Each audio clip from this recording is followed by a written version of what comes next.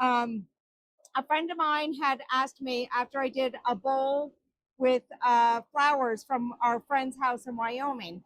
A friend asked me if I was able to do sand from a special beach. And I said, I don't know. I've never seen anybody turn sand. So I decided to, and because his brother lives in Hawaii and I know that he got married in Hawaii, my favorite beach in Hawaii was the one with the black sand.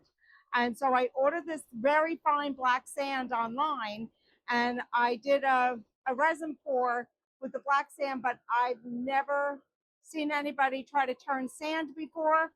Um, I see part of it where the resin didn't get in, but it seems pretty hard. So fingers crossed. I don't know if I'm going to get a shiny finish on it, or if it's even going to work. So I may end up going to my second project. I have another project sitting here just in case. So we will switch over to that if need be.